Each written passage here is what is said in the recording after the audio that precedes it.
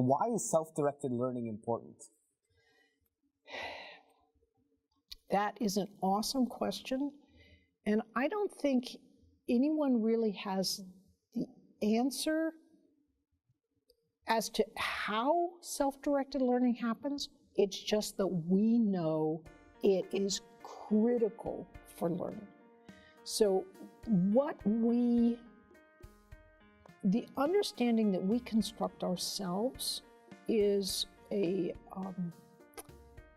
that's how we really learn things. That's why they say that the best way to learn something is to teach it, because, suddenly you have to construct what it is that you're learning or that you're trying to teach to others. And because you're constructing it, you get it better.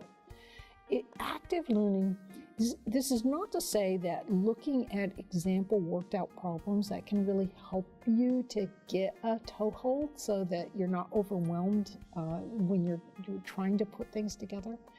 But actively sort of coming up with those materials yourself, that's part of what's being a self-directed learner, is just, it's the way you can be the best learner.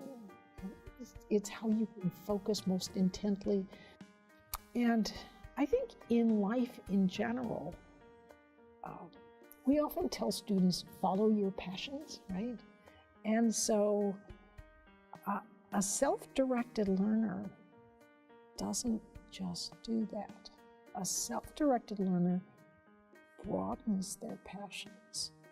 They realize that, wait a minute, they're good at this, they're interested in this, but hey, if you kind of also look at this, that can actually reflect back on this.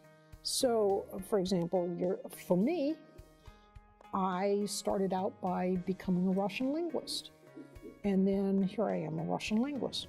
Well, guess what?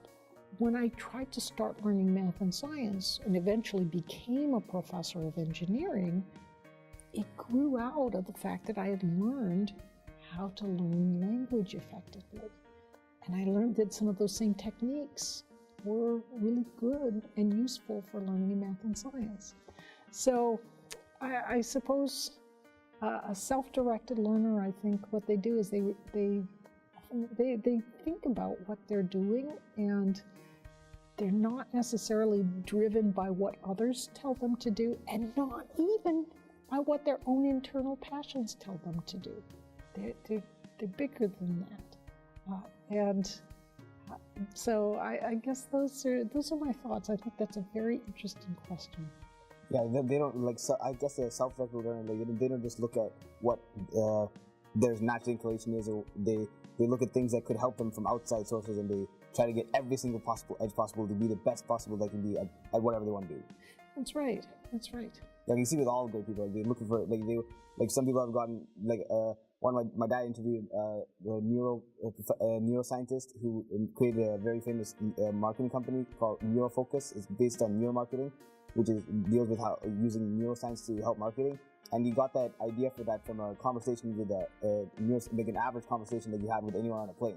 That's ideas come from anywhere. That's what, and self-directed learners know that, and they try to look for everything from everywhere. Like they bring it all together in their life. That is true, and I think one thing to also keep in mind is this. When you want to become, for example, an expert in investments, the tendency is to read every book you can on investing, right? But everyone who's learning about investing is doing that, right? They're all reading the same books. So if you're also reading about horse racing in the 1920s, or maybe Julius Caesar, right? Or something about artwork in modern art, and what is the conceptualization. If you're also reading about just something bizarre that's completely unrelated, through metaphor, you can bring new ideas into whatever you're learning. So I think it's important to get solid expertise, really understand that, but also spend a little bit of time doing something completely unrelated, because you can bring great new ideas that way through metaphor into whatever you're focusing on as your main studies.